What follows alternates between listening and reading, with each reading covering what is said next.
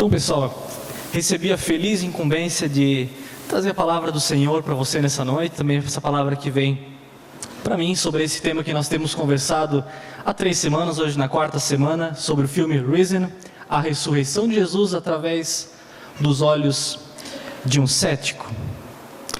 Lembrando um pouquinho sobre a situação do filme, para a gente contextualizar um pouquinho sobre o que o filme trata. Trata-se de um romance sobre Clávios, um soldado romano cético e materialista. Importante lembrar que isso aqui não é um relato bíblico, isso não é um relato histórico, é um romance, mas que aponta para essa situação também. Eu acho muito legal, porque acaba nos dando uma outra visão sobre a questão da ressurreição. E você que tem nos acompanhado já pelas 3 semanas, tem visto que está sendo bem bacana a gente acompanhar a situação do filme, fazer essas relações, essas pontes também com o texto bíblico. Então, para deixar bem claro, não é um relato bíblico, mas também tem o seu valor. Então esse Clávios, ele não é cristão, ele tem um olhar diferente do que os discípulos têm, do que os textos bíblicos nos mostram. E segundo o filme, ele foi o responsável pela morte e sepultamento de Jesus. Então uma pessoa muito influente no seu tempo, uma pessoa que teve uma grande responsabilidade perante o império. Ele deveria garantir que esse Jesus havia morrido. Ele deveria garantir que esse corpo não seria mais encontrado, que aquele corpo tivesse que ser sepultado e lá ele devesse permanecer. Mas, como nós conhecemos a história, eles têm um problemão em mente. Afinal, após a ressurreição, recebeu a incumbência de reencontrar o corpo. O homem que era o responsável chega no domingo e diz: o corpo sumiu. O que eu faço? A responsabilidade era dele. Era o trabalho dele. Ele deveria cuidar daquele corpo, garantir que ele não fosse retirado de lá, porque ele sabia do que estava acontecendo naquela conversa sobre ressurreição. Discípulos falando que isso poderia acontecer, as pessoas próximas comentando a situação. Ele tinha que garantir que aquele corpo não seria roubado e que não acontecesse um falatório por causa da situação. Então, após a ressurreição, ele recebeu essa incumbência de encontrar o corpo. 2 frases muito interessantes sobre o filme. Clávios dizendo: eu vi 2 coisas que são irreconciliáveis. Um homem morto, sem sombra de dúvida, e o mesmo homem vivo novamente. Clávios chega à conclusão de que aquele Jesus morreu. Mas ele também chega à conclusão de que aquele homem está vivo de novo. Afinal, é isso que os discípulos estão falando, é isso que o povo tem comentado. E ele tem esse trabalho de encontrar o corpo, mesmo sabendo que ele está vivo. E a segunda frase muito interessante, quando ele é perguntado o que lhe causa mais medo, ele responde: estar enganado e apostar a eternidade nisso. A preocupação dele é estar investindo as convicções dele em algo que é errado, que ele chega à conclusão de que ele se enganou, Fico me perguntando até que ponto que nós temos muitas vezes e deveríamos ter o mesmo medo diante das situações que nós temos enfrentado, de buscar fazer o que é certo, da gente não investir nossa vida naquilo que é errado e ter medo disso. E Clávios tem medo, eu tenho a impressão de que nós muitas vezes não temos medo. Nós somos muitas vezes inconsequentes em investir nossa vida em coisas que não levam ao Senhor. E a nossa consciência nem nos pesa, pensando que a gente está investindo nossa vida, que a nossa eternidade nisso.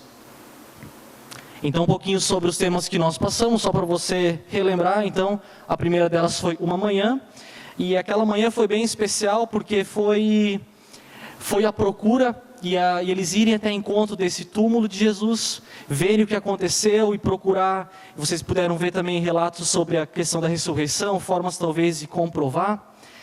Eu acho muito interessante quando foi tratado sobre buscar evidências sobre a ressurreição, de que perguntar, de que se questionar não quer dizer que nós não somos cristãos. Nós nos questionarmos gera uma fé inteligente, que a gente pergunta, nós questionamos, a gente vai atrás. E vocês puderam experimentar um pouquinho disso, de algumas evidências muito interessantes. Por isso quero te animar, se você tem dúvidas, pergunta. Tem dúvidas, questiona. Isso gera fé inteligente, não uma fé cega que se ilude com qualquer coisa, que vai atrás de qualquer vento de doutrina, não, é fé inteligente. A segunda delas foi, então, um efeito. Então, aquilo que aconteceu depois da ressurreição, então, o aumento da igreja, o crescimento, fortalecimento e o anúncio do evangelho, um dos efeitos bem pontuais. Semana passada vimos sobre uma reação, então a gente pôde ver um pouquinho sobre a história de Paulo também em Atenas. Paulo ele tem que achar uma forma de lidar com a situação da ressurreição e encontrar pontes para falar daquilo para um povo totalmente pagão, que tinha vários deuses. Então, teve essa reação de ter que ir anunciar e defender também sua fé, muitas vezes, sobre o que havia acontecido. E hoje queremos tratar um pouquinho sobre uma esperança. Minha primeira pergunta para você, para a gente refletir um pouquinho: vale a pena estar aqui? Essa pergunta não tem relação com você estar aqui nessa noite, principalmente, mas da nossa existência. Vale a pena? Vale a pena a nossa existência? Vale a pena a nossa vida? E três coisas bem interessantes. Primeiro, a nossa realidade atual não é animadora. Poucos se arriscam em dizer que tudo está bem. Você e eu, olhando para o nosso contexto atual, poucos conseguem levantar a mão e dizer: está tudo beleza. Seguimos normalmente, nossa vida é boa, não temos enfrentado dificuldades. Creio que nós vemos um momento bem contraditório, onde nós temos que acompanhar a votação no Congresso sobre a questão de corrupção, e você tem que ligar a tua TV e você vê as questões de corrupção, você liga alguns noticiários onde você tem que presenciar mortes todos os dias, e como diria minha avó, parece que o mundo cada vez piora, parece que cada vez está piorando. A nossa real situação não é muito boa. Segundo, inevitavelmente nós colocamos em dúvida o real propósito e sentido da nossa vida. Porque quando as coisas estão bem, nós facilmente vemos que a nossa vida tem propósito, que a nossa vida tem para onde ir, que nós temos um norte. Mas quando a gente tem uma situação adversa, onde as coisas realmente não são boas, a gente começa a colocar em dúvida: o que eu estou fazendo aqui? Porque eu tenho que vivenciar coisas tão ruins todos os dias? Porque eu tenho que assistir a TV, ligar o meu televisor todo dia e ver tanta violência, tanta barbaridade? Por que nós temos que ser roubados dia após dia? Por quê? Qual é o nosso propósito? Onde nós vamos encaixar? E não, em última instância, o que nós temos que fazer? Qual a nossa real função? Terceiro, ainda há esperança para a humanidade? Aliás, onde repousa a nossa esperança? Onde tem repousado a tua esperança? Quando a gente olha de novo para o nosso cenário atual e diz que tudo está muito difícil, onde é que você tem se segurado para dizer que o negócio vai melhorar? Onde você tem se segurado? Nos são dadas várias opções no nosso dia a dia, em questões bem pontuais, onde é que a gente pode se segurar e encontrar esperanças momentâneas, mas eu quero saber de você. Eu quero perguntar isso novamente nessa noite para mim: onde está a minha esperança? Onde está a esperança da nossa humanidade? Muito interessante a frase de um filósofo, matemático, engenheiro, e ele viveu no tempo antes de Cristo. Ele diz, esse Tales de Mileto: a esperança é o único bem comum a todos os homens. Aqueles que nada mais têm, ainda possuem. Uma pessoa antes do tempo de Cristo dizendo que a esperança ela é comum a todo ser humano. Não importa a classe social, não importa a situação que tem vivido, a esperança é algo que faz parte da nossa existência. Seja alguém que está bem, seja alguém que tem passado dificuldades, a esperança faz parte. Mesmo aqueles que nada mais têm, ainda a possuem. É isso aqui que segura a pessoa que tem passado por dificuldades, para que ela consiga dormir e dizer: amanhã vai melhorar. Para ela olhar para o cenário em que ela tem vivido e dizer: pode melhorar. Amanhã pode ser melhor, minha vida pode ser melhor. A esperança faz parte da vida do ser humano. Um relato antigo sobre uma pessoa que falou de esperança. Mas a gente também não pode fugir dos relatos atuais que falam de esperança, e as músicas nos ajudam muito para isso. Músicos J Quest, talvez alguns passaram por essa fase de conhecer essa música, e diz que nós vivemos esperando dias melhores, dias de paz, dias a mais, dias que não deixaremos para trás. Vivemos esperando o dia em que seremos melhores, melhores, melhores. Melhores no amor, melhores na dor, melhores em tudo. Para mim isso aqui é um grupo que consegue expressar na música o anseio do ser humano. O ser humano que quer viver dias melhores. Quem de nós que consegue se acomodar e dizer, do jeito que tá bom, eu não quero mais melhorar. Todos nós sempre temos um norte. E a pessoa que não sonha com algo melhor não sabe para onde está indo. Se nós não temos propósito de vida, nós não sabemos para onde a gente vai. Aí qualquer vento ajuda. Se não sabe para onde vai, qualquer vento ajuda.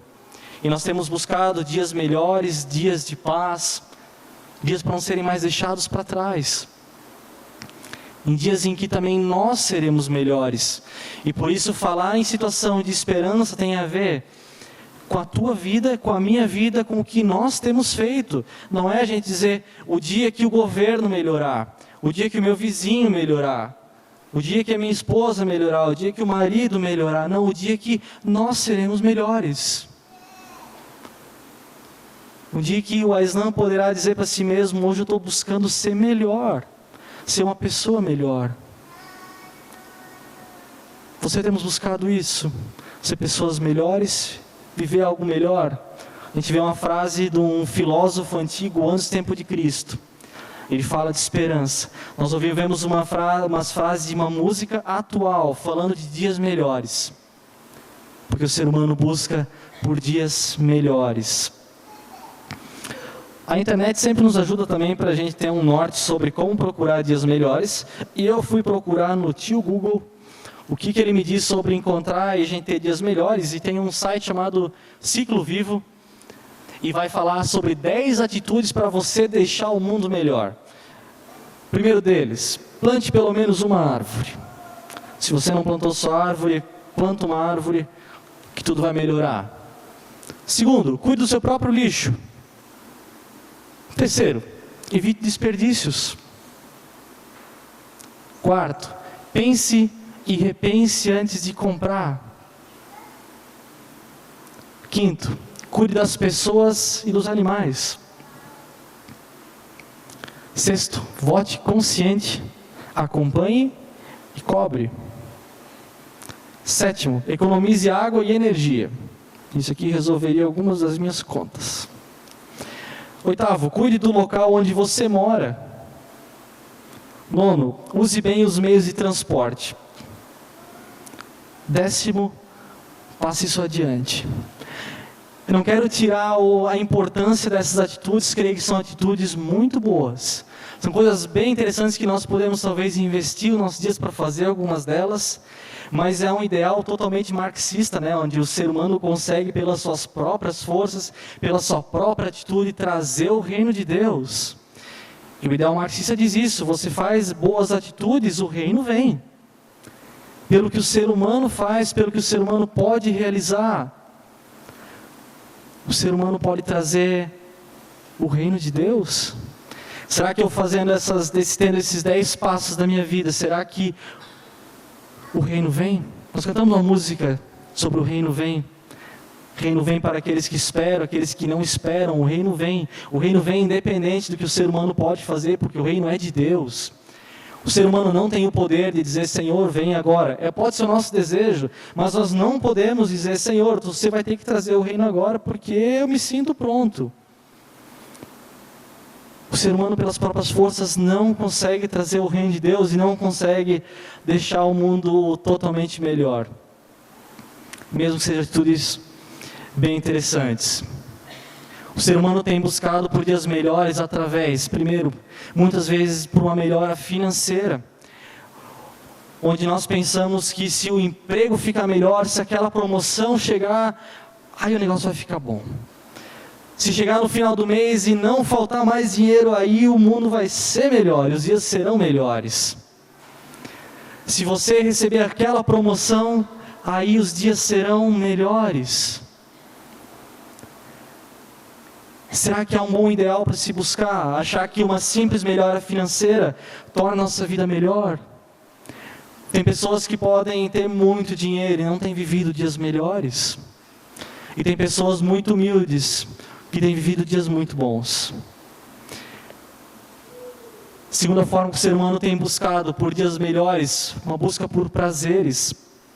Prazeres os mais diversos, onde o ser humano tem buscado se sentir bem, muitas vezes só consigo mesmo, onde nós temos vivido problemas relacionais, onde a gente vive na busca incessante de sentir algo novo, de sentir algo especial, nos perdido em prazeres que o mundo nos oferece dia após dia, e você e eu somos tentados a embarcar em muitos deles. Prazeres são oferecidos como resposta para o sentido de vida. E o terceiro, uma vida resumida no você tem o direito de ser feliz. Isso que eu acho que é o mal dos nossos tempos, onde a pessoa pode fazer qualquer barbaridade e dizer eu tenho o direito de ser feliz. Não importa por quem eu tenho que passar por cima, eu tenho o direito de ser feliz. Não importa quem sofre, eu tenho o direito de ser feliz. Isso tem arruinado famílias, tem arruinado a história de pessoas. Por quê? Porque o eu fala mais alto, o meu direito, eu posso, eu devo, e eu vou procurar, não importa quem tenha que sofrer.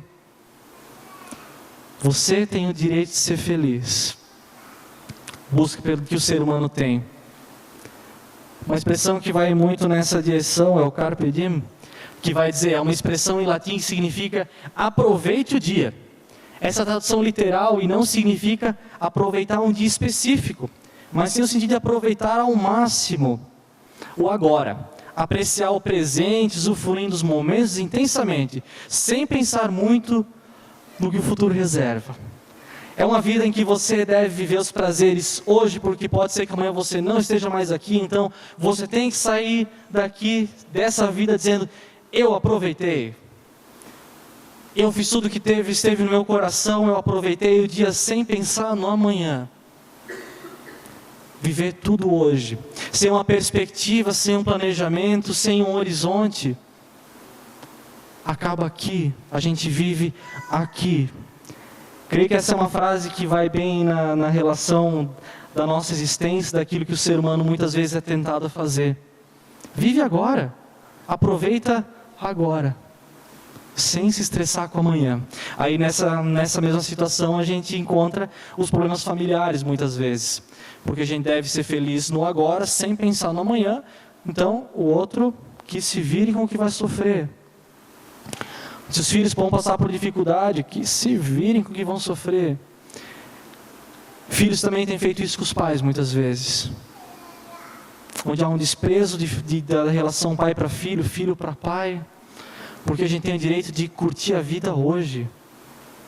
E os pais são muitas vezes chamados de caretas, né, por não aceitarem algumas coisas e querem dar um norte para os filhos e eles não estão nem aí. Por isso eu quero dizer, a bronca não é só para pais, mas também para filhos. Viver agora, viver intensamente hoje. Mas a pergunta que fica, o que será que as Escrituras nos mostram sobre busca por esperança? A gente conseguiu dar uma pincelada um pouco do que a humanidade tem falado sobre busca, aquilo que te é oferecido, mas a nossa pergunta vai nessa direção, o que a palavra diz? O que o Senhor vai dizer sobre essa situação toda? Te convido a acompanhar um texto de 2 Coríntios 4, 13 a 18, que tem falado nessa direção. Paulo dizendo para a comunidade, está escrito, crie, por isso eu falei. Com esse mesmo espírito de fé, nós também cremos, e por isso falamos. Porque sabemos que aquele que ressuscitou o Senhor Jesus dentre os mortos, também nos ressuscitará com Jesus, e nos apresentará com vocês. Tudo isso é para o bem de vocês, para que a graça que está alcançando um número cada vez maior de pessoas, faça que transbordem as ações de graça para a glória de Deus. Por isso nós não desanimamos.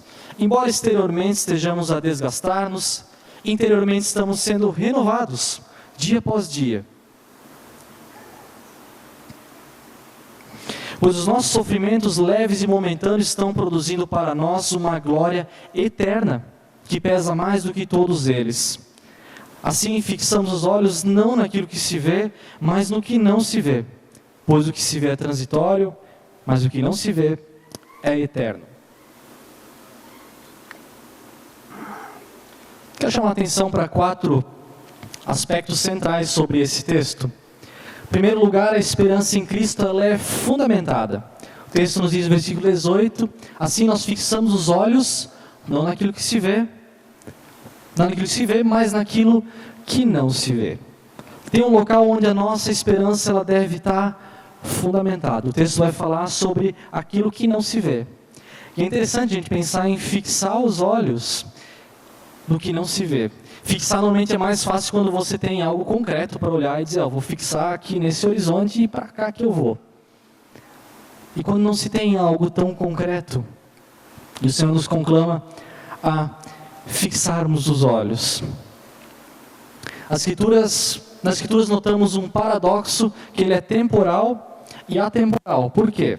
No Antigo Testamento, o povo deveria viver com os olhos no Senhor, mas ao mesmo tempo ser exemplo para o próximo. Esse foi um dos grandes propósitos do povo de Deus, o povo que é liberto do Egito, para que eles fossem exemplo, para que eles pudessem influenciar a realidade onde eles estavam inseridos.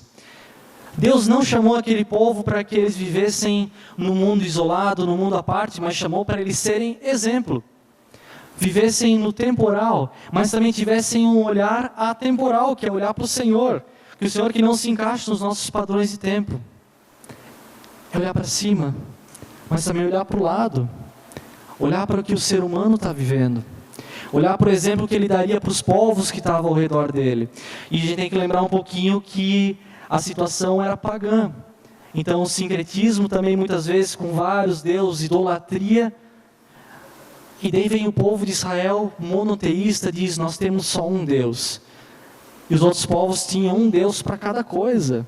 Tinham um Deus para cada realidade, para cada situação. E o povo deveria ser exemplo. Isso aqui já chama nossa atenção para uma responsabilidade que nós temos perante o Antigo Testamento. Sermos exemplo. Que as pessoas pudessem olhar para o povo e dizer, eu quero esse Deus.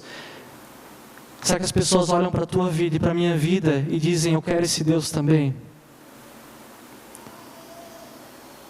As pessoas querem esse mesmo Deus que nós temos servido? Segundo detalhe, no Novo Testamento, vai na mesma direção, temporal a temporal, porque o povo deveria ter os olhos na eternidade, mas ao mesmo tempo, vivendo o reino hoje. O povo é conclamado a estar junto. Depois da ressurreição, o povo deveria se manter unido. Em Atos vai falar isso da comunhão dos discípulos, que eles partiam o pão juntos, tinham tempo de comunhão. Um tempo de viver o reino agora. Por isso, nós não viveremos o reino de Deus só na eternidade, nós podemos viver o reino aqui. Eu quero te dizer, essa nossa comunhão nessa noite é um dos reflexos do reino de Deus. Porque comunhão vem do Senhor. Essa comunhão por um ideal comum vem do Senhor. Você pode experimentar o reino aqui, você pode experimentar o reino já agora. Mas não é só temporal, é atemporal. Porque Cristo também nos conclama a gente ficar esperando, porque o reino vem. O reino virá. Olhos aqui e olhos também para frente. E ele vai contra um ideal imediatista, porque o povo esperava o Messias como um restaurador de um governo terreno. E essa é a frustração deles quando Jesus morre na cruz.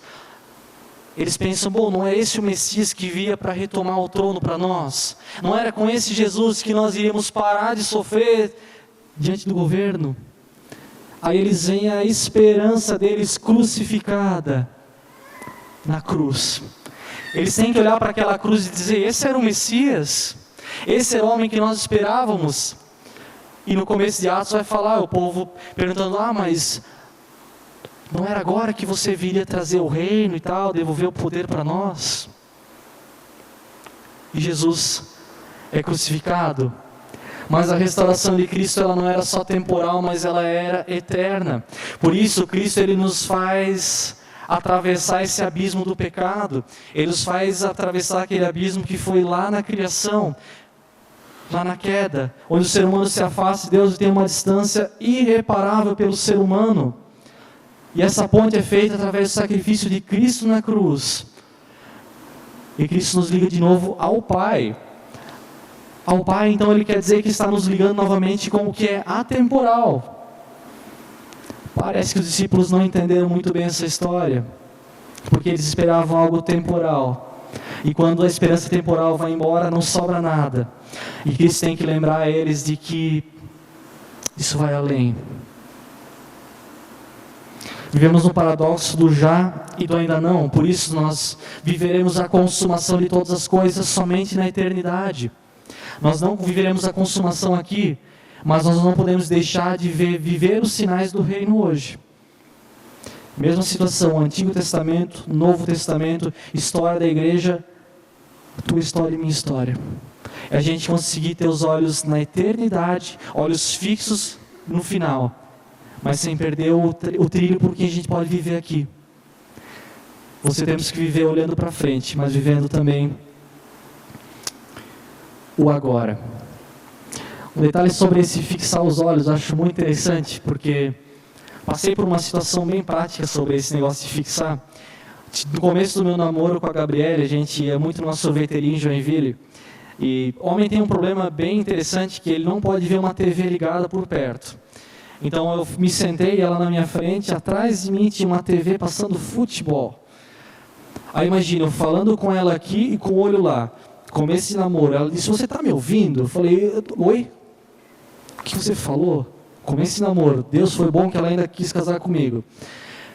Mas fixar os olhos e a gente conseguir olhar para frente sem se distrair com o que está ao redor. Sem se distrair com os prazeres que você pode encontrar ao redor. É fixar. É parar na frente da pessoa e dizer, olhar para a pessoa. Isso é fixar os olhos.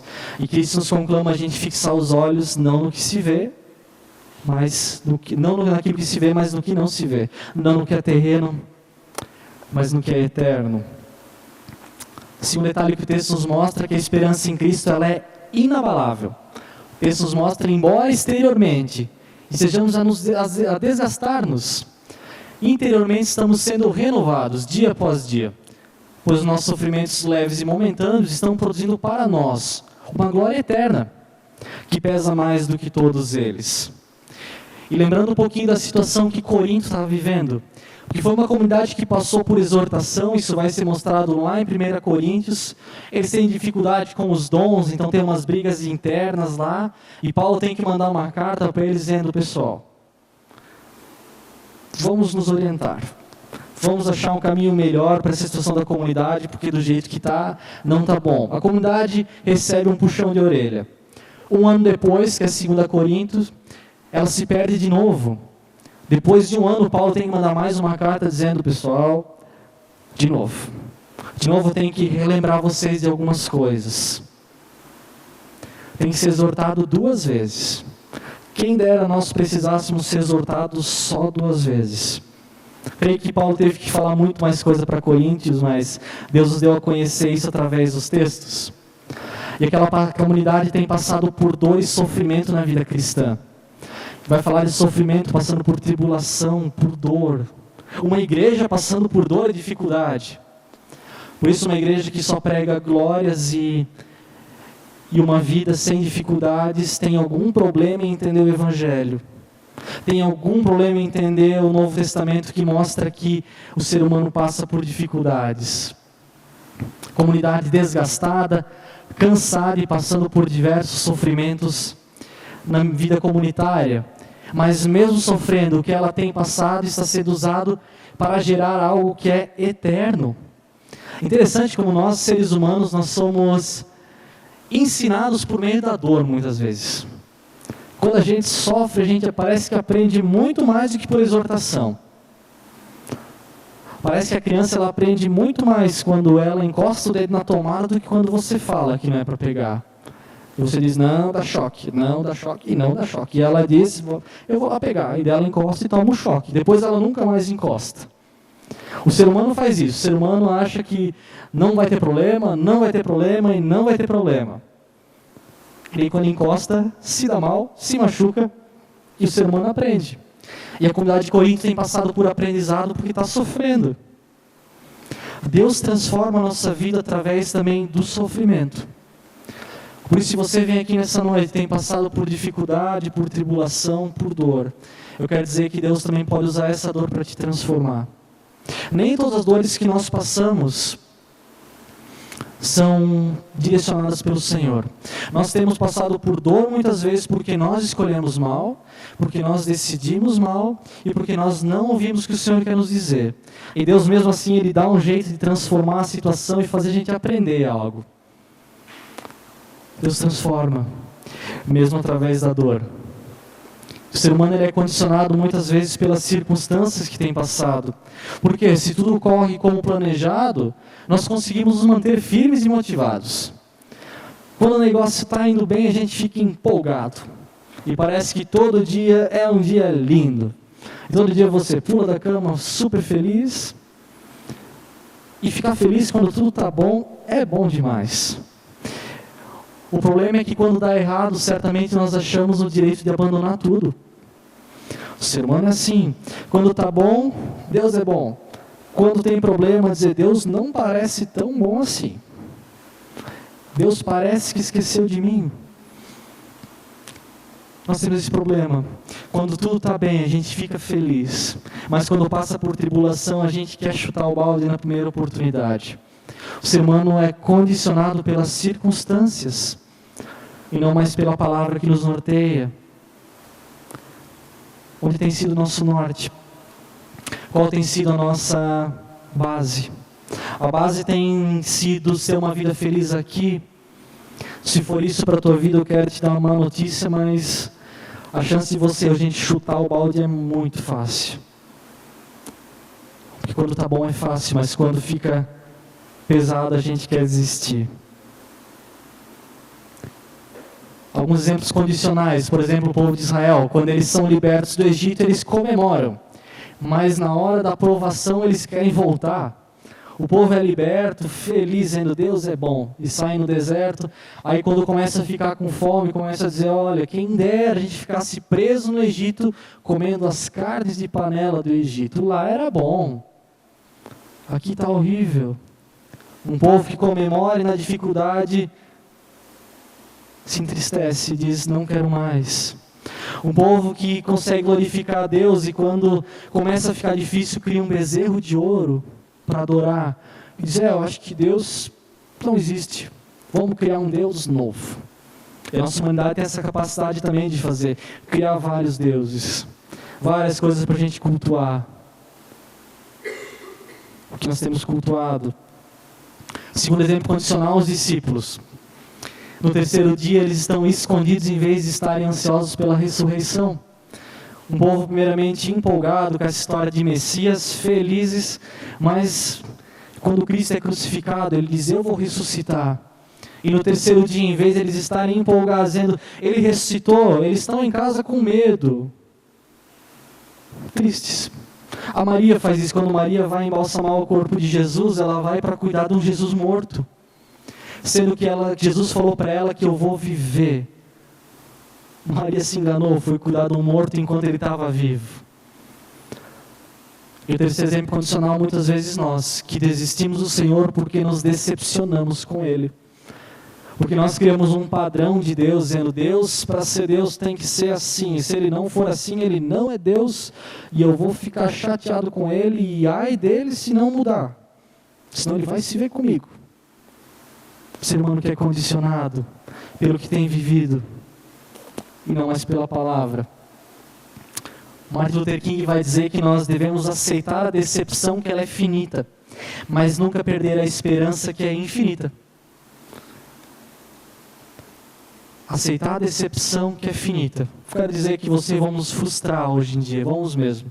Quem sabe dia após dia. Mas que a gente nunca perca a visão eterna. Não perder em meio às provações. Terceiro detalhe sobre a esperança em Cristo, ela é também norteadora.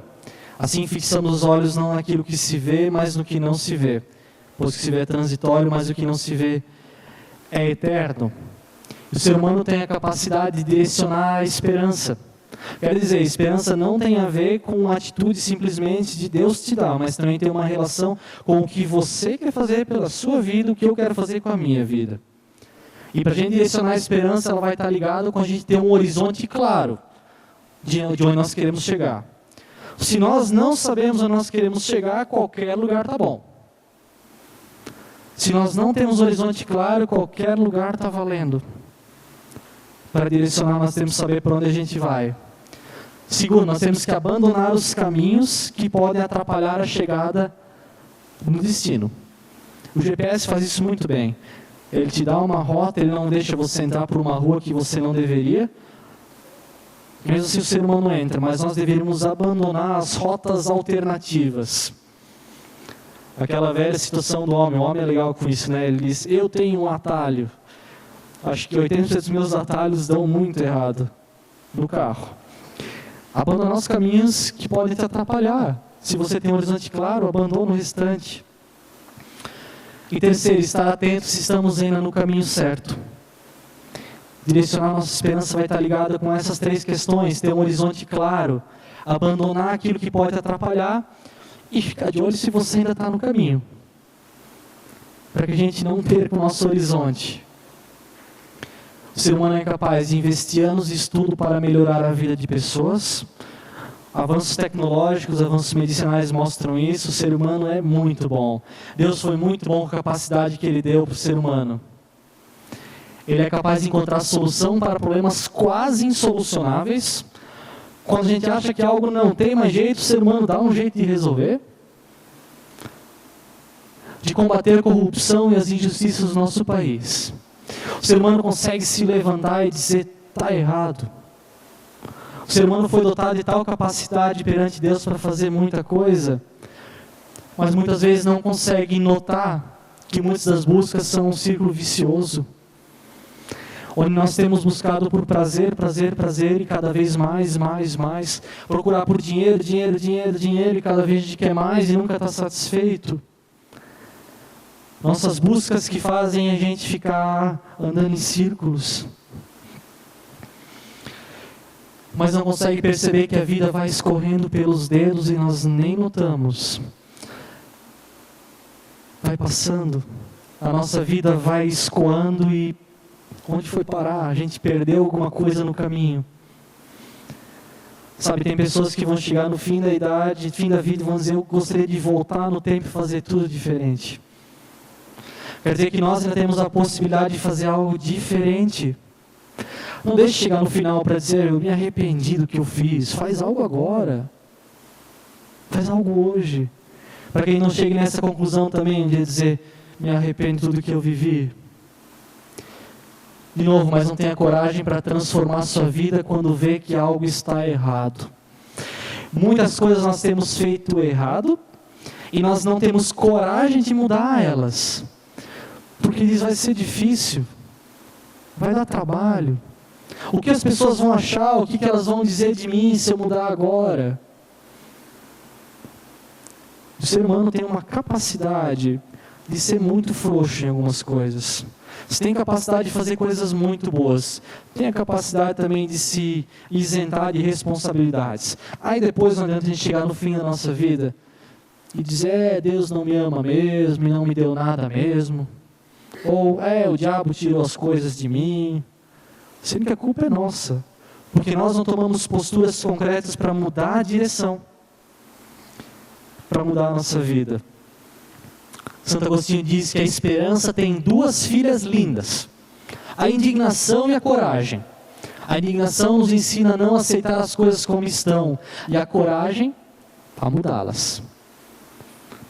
Duas filhas lindas, coragem e indignação. A gente tem que ficar indignado com o que está acontecendo de errado.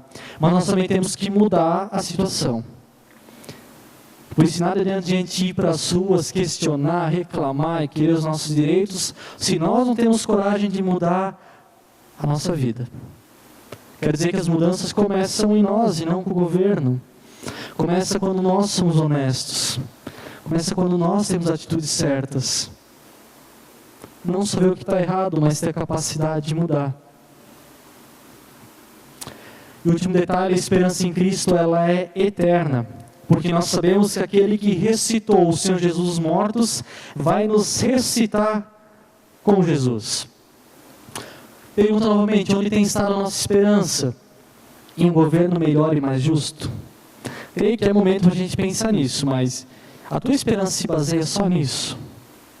Um governo melhor, mais justo? em uma melhora financeira? Em prolongar ao máximo os nossos dias na terra? Viver ao máximo possível?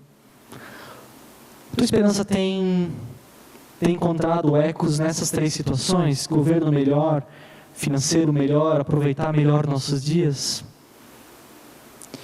Muitas das nossas esperanças terrenas têm tirado o nosso foco que é eterno, porque o governo terreno não foi a salvação prometida por Cristo. Eu quero dizer de novo, a gente não pode agora se isentar e dizer, então o governo tem que ficar do jeito que está mesmo. Não, muito pelo contrário. Mas Cristo não nos garantiu que nós teríamos uma vida de governo boa aqui. Não foi essa a promessa dele. Mas de novo, nós temos que lutar por isso. Lutar por viver o reino aqui. Mas não foi a grande promessa. Segundo, as riquezas que herdaremos não têm ligação com questões monetárias. Quando Cristo vai falar que nós teremos riquezas perante o Senhor, Ele não está dizendo que você vai ser rico. Não está falando. Ele está apontando de novo para algo que é eterno. Então, a gente não pode se iludir. Deixar que vida com Cristo vai ser a nossa boa aposentadoria financeira. Terceiro, quando o leito de morte chegar, onde nós teremos nos apegado? Onde a gente vai se apegar quando o leito de morte chegar para as nossas vidas? E Cristo falou que nós vamos passar pela morte terrena mesmo. Então, o dia que Deus chamar a tua fichinha, vai dizer, é você não pode mandar o da frente. O que a gente vai ter nas nossas mãos? Qual vai ter sido a nossa esperança? Onde nós nos apegamos? Onde o ser humano tem direcionado a sua atenção?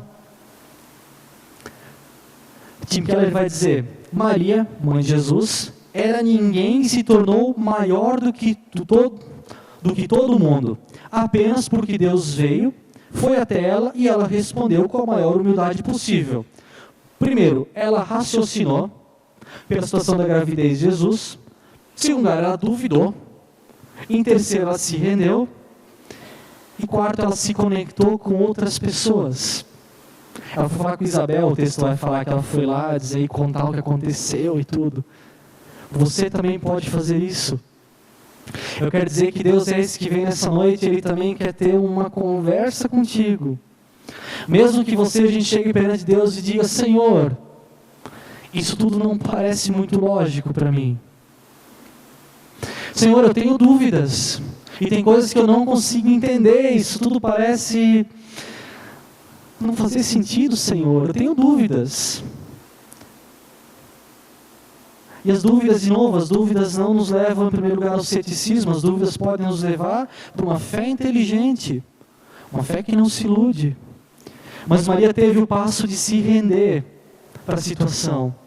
Ela questionou, ela duvidou. Mas ela se rendeu quando ela entendeu aquilo. Eu quero dizer que o Deus que faz com que Maria entenda a situação inexplicável da ressurreição, é aquele que pode, da vida de Jesus. É esse que pode de novo nessa noite te dizer, eu te faço entender se você quiser.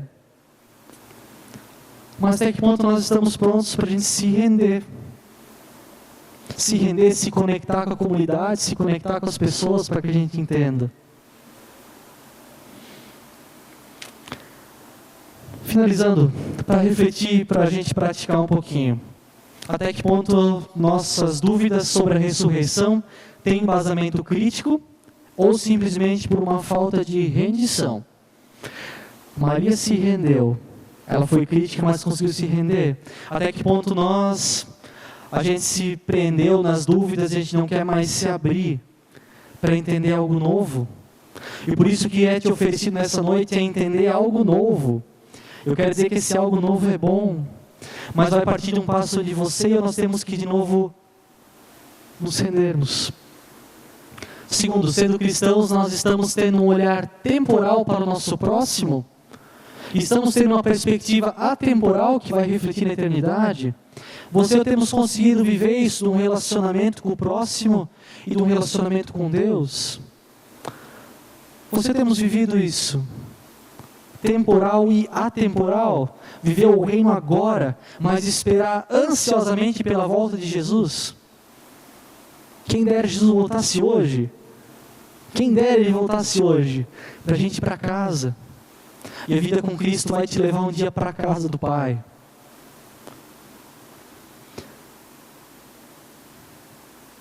Terceiro, em meio a tantas dificuldades que nós temos vivido, será que ainda lembramos de que aqui não é o nosso lar definitivo?